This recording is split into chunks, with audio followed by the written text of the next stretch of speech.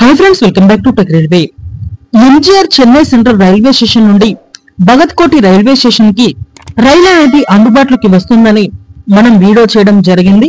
ప్రస్తుతం ఈ రైలు పూర్తి స్థాయిలో ప్రజలకి అందుబాటులోకి వచ్చింది. ఈ రైలు ఈ నెల 3వ తారీఖున తన ఇనగ్రల్ రన్ ని కంప్లీట్ చేసుకుంది. ఈ రోజు అంటే 5వ తారీఖు నుంచి ఈ రైలు ప్రజలకి అందుబాటులో ఉంటుంది. చెన్నై సెంట్రల్ రైల్వే స్టేషన్ నుండి మొదటిసారి 5వ తారీఖున బయలుదేరుతుంది. అంటే ఈ రోజు భగత్ కోటి రైల్వే స్టేషన్ నుండి మొదటిసారి ఇక్కడ 7వ తారీఖున బయలుదేరుతుంది. ఈ రైలు వారానికి 5 రోజులు ప్రయాణిస్తుంది.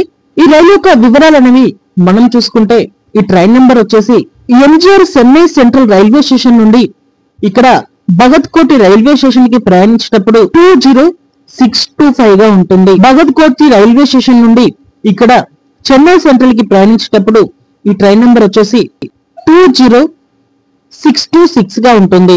ఈ బండి వారానికి 5 రోజులు ఉంటుంది.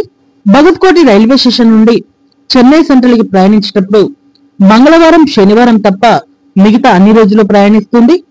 చెన్నై సెంట్రల్ నుండి భగత్ కోటి రైల్వే స్టేషన్ కి ప్రయాణించేటప్పుడు బుధవారం, శనివారం తప్ప మిగతా అన్ని రోజులు ప్రయాణిస్తుంది.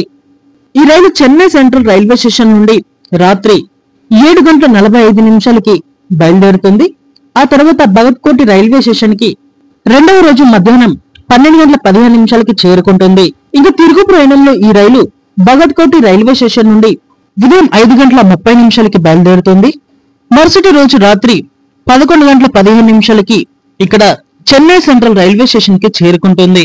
ఈ రైలు ఆగే స్టాప్స్ వచ్చేసి చెన్నై సెంట్రల్ దాటిన తర్వాత సుల్లూరుపేట, గూడూరు, నెల్లూరు, ఒంగోలు, విజయవాడ, ఖమ్మం, వరంగల్, బల్లార్ష, చందాపూర్, వారద, దమన్గంజ్, బాడ్నేరా, అకోలా జంక్షన్, మలక్పూర్, భూస్వాల్ జంక్షన్, జల్గన్, పాల్ది, ఉందా జంక్షన్, సూరత్, భరచు, వడోదర, ఆనంద్ జంక్షన్, కిరటపూర్ junction, Sabarmati junction, Mahesana junction, Jalore junction, Samdari, Luni junction మీదుగా భగత్ కి కోటి రైల్వే స్టేషన్ కి ఈ రైలు చేరుకుంటుంది. ఈ రైలుకి మార్గం మధ్యలో బిందు రైల్వే స్టేషన్, అలాగే Vadodara railway station, Nandurbar railway station, Bhusawal railway station, అలాగే బల్లార్ష రైల్వే స్టేషన్ లో వాటర్ ఫిల్లింగ్ అనేది ఉంటుంది.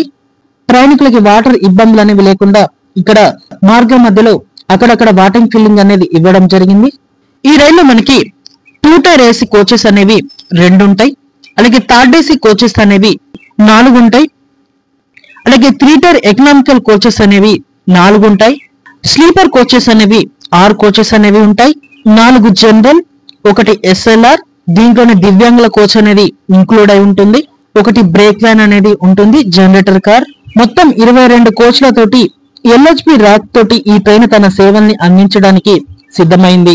నవజీవన్ సూపర్ ఫాస్ట్ ఎక్స్ప్రెస్ లో రిజర్వేషన్ దొరకని ప్రయాణికులకి, చెన్నై సెంట్రల్ నుండి ఆంధ్రప్రదేశ్, తెలంగాణకి ప్రయాణించే ప్రయాణికులకి, అలాగే వడోదర లాంటి ముఖ్యమైన పట్టణాల నుండి ఇటు ఆంధ్రప్రదేశ్ కి, తెలంగాణకి వచ్చే ప్రయాణికులకి ఈ రైలు అనేది ఎంతగానో కన్వీనెంట్ గా ఉండనుంది.